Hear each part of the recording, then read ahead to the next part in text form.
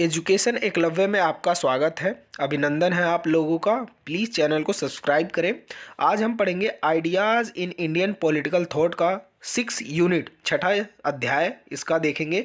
We Savarkar या वीर सावरकर आप कह सकते हैं, उनका हिंदुत्व की संकल्पना या हिंदुत्व की अवधारणा है। हिंदू यानी हिंदू पे, ठीक है ना, हिंदू की संकल्पना या हिंदू पे जो भी विचारधाराएं रही है, वी सावरकर की एक हिंदू विचारक रहे हैं ये, ठीक है ना। उनके बारे में एक ही क्वेश्चन इस यूनिट में बनता है। इस यूनिट में हिंदुत्व की संकल्पना बताइए या राजनीतिक विचार बताइए या सामाजिक विचार बताइए, ठीक है। इस पे ऐसे ही क्वेश्चन बनते हैं घुमाकर, ठीक।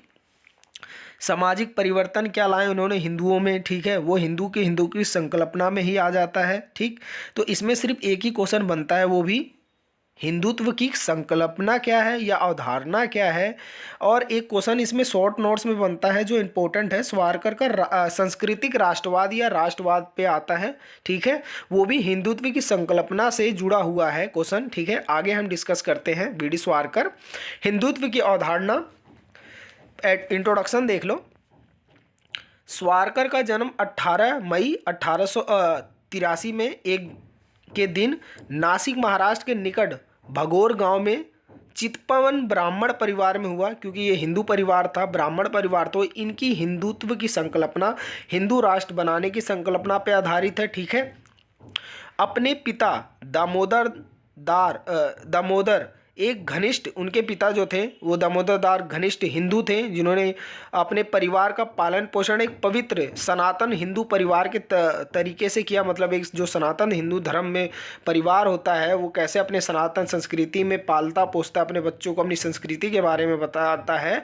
उसी तरह वी सावरकर का भी जन्म हुआ जब, तो उनके पिता ने उन्हें, ठीक है, एक हिंदू सनातन धर्म के रूप में ही उनको, उनकी दीक्षा शिक्षा जो हुई सनातन धर्म के रूप में ही उन्हें पाला पोसा बड़ा किया, ठीक है, एजुकेट किया, ठीक है। सावरकर अपनी पुस्तक हिंदुत्व हिंदू कौन है, ठीक है, वो कहते हैं हिंदुत्व में हिंदू कौन है, आखिर कौन है, अपनी पहचान तो बताओ, हिंदू कौन है, ठीक है। मैं हिंदुत्व की अवधारणा देते हैं, अपनी पुस्तक हिंदुत्व में हिंदुत्व की अवधारणा देते हैं, बताते हैं कि हिंदू कौन है और भारत को हिंदू राष्ट्र बनाने की बात करते हैं। ये पहले ही भारतीय राजनीतिक विचारक हैं जो वी सावरकर हिंदुत्व राष्ट्र की बात करते हैं, हिंदू राज्य बनाने की बात करते हैं, ठीक है, अखंड भारत बनाने की बात करते हैं ये, ठीक है।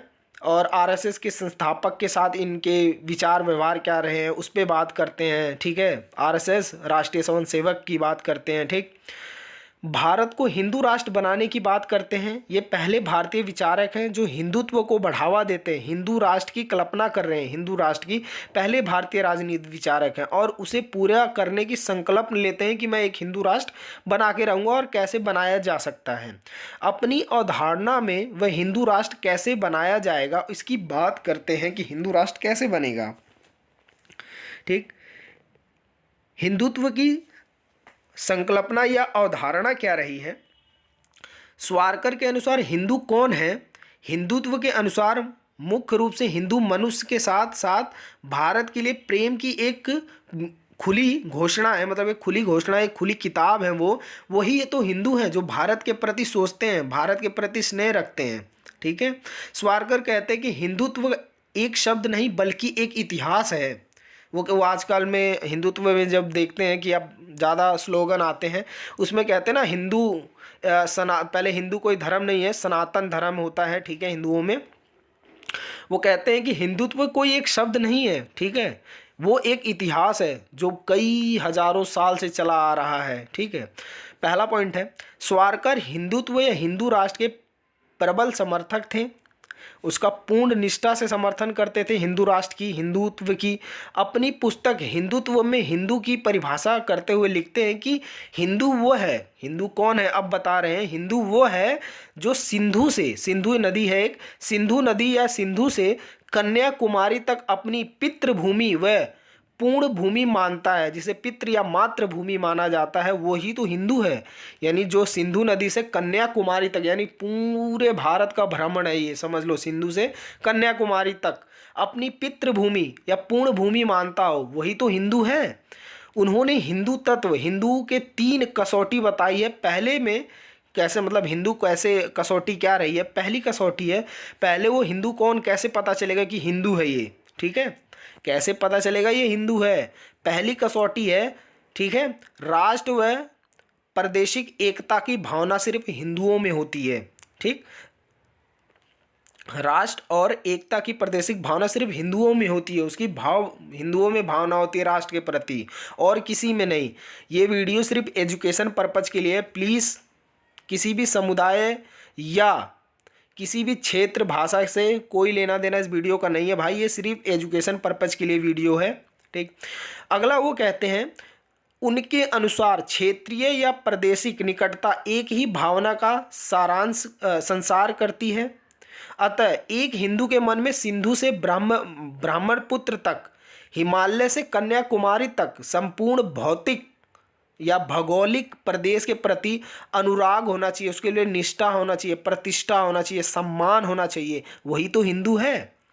जिसके मन में, हिंदू के मन में सिंधु नदी से या सिंधु से ब्रह्मपुत्र तक, हिमालय से कन्याकुमारी तक संपूर्ण भौगोलिक प्रदेश के प्रति अनुराग हो, निष्ठा हो, प्रतिष्ठा हो, सर्वसम्मान हो, देश प्रेम हो, वही तो हिंदू है, ठीक है। दूसरी कसौटी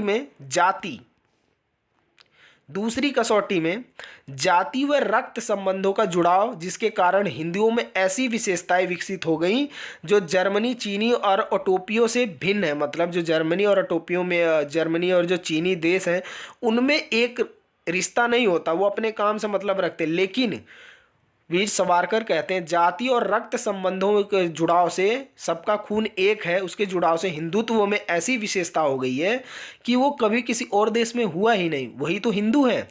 तीसरी कसौटी में संस्कृति से लगाव, जिस व्यक्ति को हिंदू सभ्यता और संस्कृति पर गर्व, वो है हिंदू। हिंदू कौन है, वो अपनी बात तीसरी कसौटी में रखते हैं और कहते हैं हिंदू कौन है ना, तो कहते हैं कि जिसको संस्कृति से, मतलब हिंदू सभ्यता, संस्कृति, सम्मान, गौरव से अगर सम्मान, प्रतिष्ठा, निष्ठा है उसके प्रति, वो है हिंदू, ठीक है।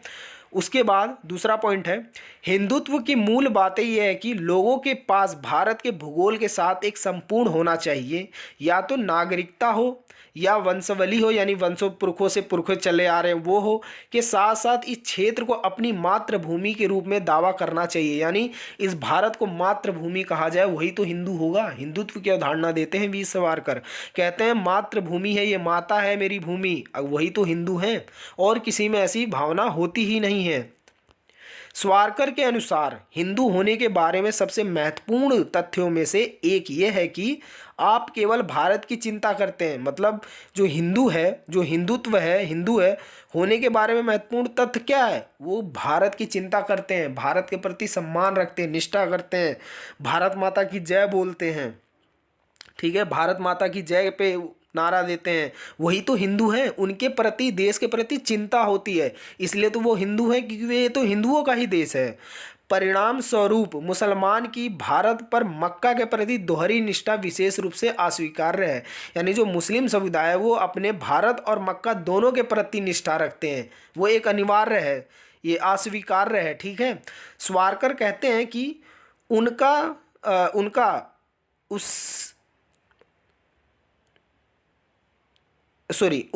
उसने बात हुआ है, और इस बात का बंटवारा देशभक्त और भारत के प्रति प्रतिबद्ध व्यक्ति के लिए असहनीय है, ठीक है। इस बिंदु पर यह ध्यान रखना महत्वपूर्ण है कि सावरकर का हिंदुत्व गैर हिंदुओं का व्यापक अस्वीकृति नहीं है, मतलब वो गैर हिंदुओं से जो मतलब अलग समुदाय हैं उनसे कोई बैर नहीं है, कोई मतलब मन मुटाव बैर नहीं रखते हैं। उनका कहना है कि भारत पर मुसलमान आक्रमण जब हुए, मुसलमान बाहर से आए जो उन्होंने आक्रमण किया, कि भारत के जो साड़ियों के भीतर, साड़ियों ले गया, पीढ़ियों ले होता है ये एक कैरेक्टर में से है कि पूरे हिंदू इस्लाम में परिवर्तन हो गए, मतलब जो भारत में तो हिंदू ही थे, बाहर से आक्रमणकारी आए, मुस्लिमकारी आए, लुटेरे आए, ठीक है ना। मुसलमानों ने जब आक्रमण किया, इसमें मुसलमान आक्रमण के बाद तो पीढ़ियों में हिंदुओं ने इस्लाम को स्वीकार में कर लिया, परिवर्तन का होना पड़ा उन्हें, ज़बरदस्ती परिवर्तन कर दिया गया, ठीक है। वो सावरकर उन मनुष्य के लिए खुले सशस्त्र स्वागत का संदेश देते हैं, कहते हैं कि आप अगर अपना मुस्लिम अगर जो कन्वर्टेड हुए हैं, मतलब आप देखते हो कन्वर्टेड जो मुसलमान हैं वो उनका स्वारकर स्वागत करते हैं, कहते हैं कि आप ये अपना धर्म दोबारा अपना सकते हो, आप तहे दिल से आपका स्वागत करते हैं। ठीक है, आज जो जाति के लगभग सभी समान मूल्य हैं और बलपूर्वक हमारे पुश्तैनी घर से बाहर निकाल देंगे। कहने का मतलब आज जो जाति के हैं, जो आज जो एक जाति के हैं, ठीक है, एक जाति के लगभग सभी समान मूल्य हैं, बलपूर्वक हमारे पुश्तैनी घर से बाहर निकाले गए थे। आपको केवल हमारी माँ से पूरे दिल से प्यार करना होगा। माँ कौन? धरती माँ, इस देश से। और उसे ना केवल हमारी पितृभूमि के रूप में पहचानना है बल्कि हमारी पवित्र भूमि के रूप में भी जानना है। और हिंदू धर्म को अपना बहुत स्वागत होगा, आपका बहुत स्वागत होगा हिंदू धर्म में। ये मुस्लिम वर्ग के लिए कहते हैं, जो मुसलमान कन्वर्टेड हो गए थे, हिंदू से पहले हिंदू थे फिर मुसलमान हो गए, उनके स्वागत के लिए कहते हैं कि अगर आप हिंदू धर्म में आओगे तो आपका तहे दिल का स्वागत है। उसके लिए आपको क्या करना होगा? ठीक है, आपको केवल हमारी माँ से पूरे दिल से प्यार करना है, मातृभूमि इस देश से प्यार करना है, और उसे ना केवल हमारी पितृभूमि के रूप में पहचानना है बल्कि हमारे पवित्र जो है, पवित्र भूमि मतलब पवित्र भूमि, माँ भूमि, एकदम प्रेम व्यवहार, ठीक है, उससे पर भी हिंदू धर्म में अपना बहुत आपका स्वागत करेगा। ठीक, उपरोक्त टिप्पणी में, जो ऊपर टिप्पणी है उसके उपरोक्त में हिंदू संगठनों के बारे में स्वारकर मजबूत भावनाओं को दर्शाती है। ठीक है, उन्होंने अतीत और हिंदुओं को हिंदू धर्म से दूर कर दिया है। उन्होंने अतीत में हिंदू को हिंदू धर्म से दूर कर दिया। क्यों? क्योंकि जब आप मुस्लिम आक्रमणकारी हुए तो उन्होंने हिंदुओं को मुस्लिम में कन्वर्ट कर दिया है। ठीक है, उसलिए कहते हैं कि अतीत से हिंदुओं को हिंदू धर्म से दूर कर दिया है, वहीं सभी मुसलमान को बहिष्कृत करने और उन्हें भारतीय संस्कृति में एक गणित समूह के बदलने पर समस्त नहीं होता है कि मतलब वो बदल गए हैं तो उन्हें वापस भी लाया जा सकता है, एक हिंदू राष्ट्र बनाया जा सकता है। ठीक, अब 1921 में क्या होता है? सेलरूल जेल से बाहर, यानी 1921 से पहले स्वारकर को जब गिरफ्तार कर लिया जाता है और 1921 में जब वो आज़ाद होते हैं, ठीक है, जेल से छूटते हैं, उम्र कैद नहीं होती, कुछ ही साल रहते हैं, उम्र कैद की सज़ा होती है, लेकिन अच्छे बर्ताव से वजह से उनके अंग्रेज़ पता नहीं क्या होता है और छोड़ देते हैं। फिर 1921 में सेलुलर जेल से बाहर आने के बाद, ठीक है, स्वारकर केवल हिंदू राष्ट्र की प्राप्ति के कार्य में जुट जाते हैं। ठीक है, अब आते हैं, आश्चर्य की बात यह है कि उनकी राजनीतिक गतिविधियों पर प्रतिबंध लगा दिए गए थे, पूरी तरह प्रतिबंध लगाया गया था इनकी राजनीतिक गतिविधियों पर।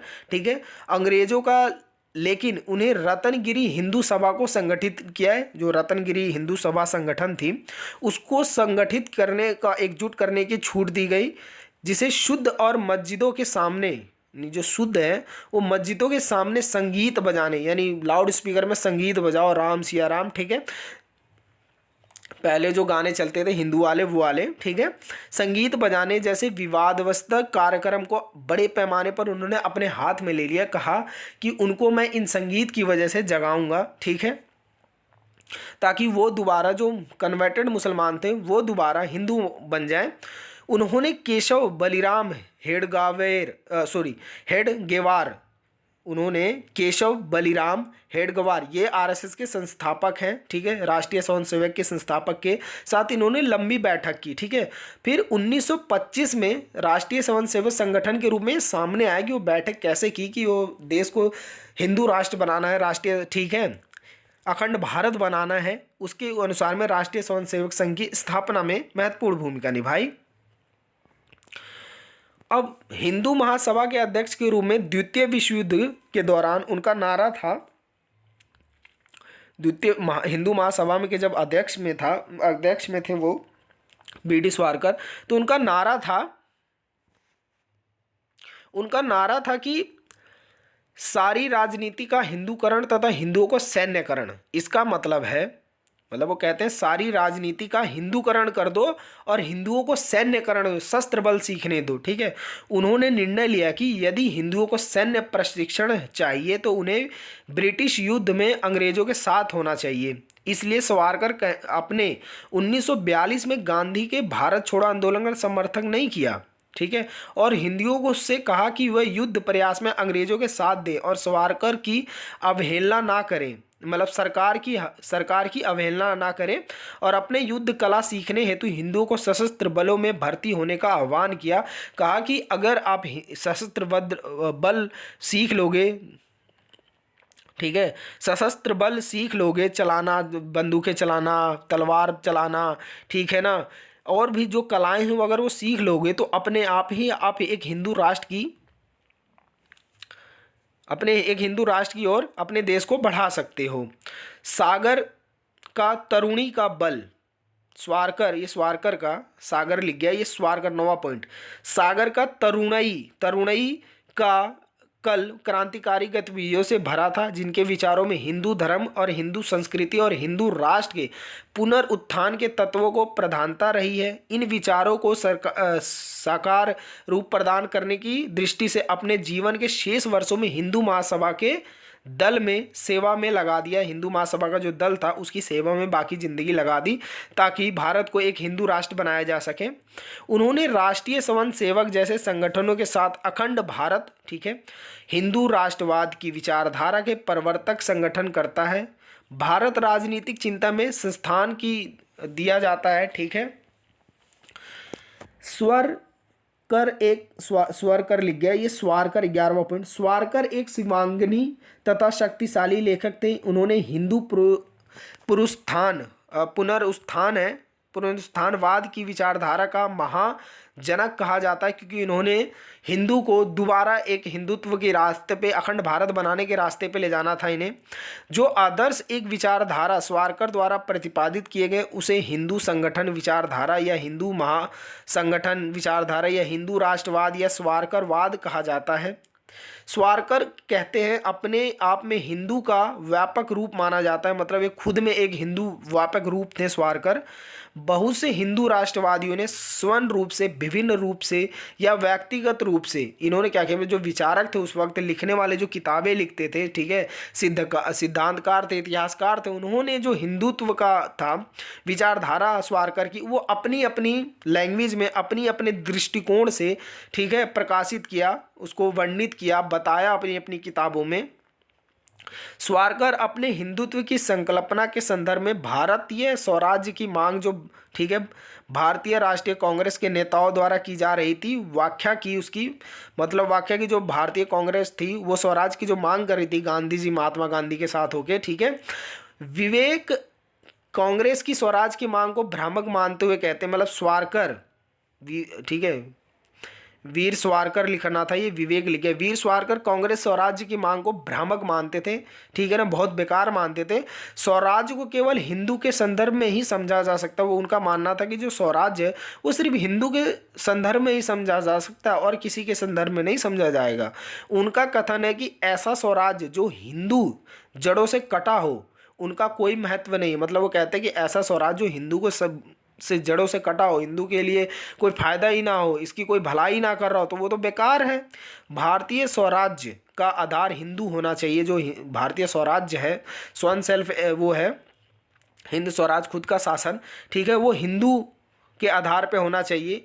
इनकी दृष्टि में ऐसा स्वराज्य हिंदुओं के लिए आत्महत्या के समान है, जिसके प्रति हिंदू की कीमत तथा अपमान के साथ होती है। मतलब ऐसा स्वराज्य बेकार है जो हिंदुओं की बुराई करता हो, उसकी अपमानता करता हो, ऐसे स्वराज नहीं है। निष्कर्ष प्लीज आप खुद ही लिख लेना, ठीक है। अगला क्वेश्चन है, अगला है ये, राष्ट्रवाद की संकल्पना या स्वारकर की सांस्कृतिक राष्ट्रवाद की संकल्पना क्या रही है। ये शॉर्ट नोट्स में भी आ जाता है और फुल में भी आ जाता है कभी कभी।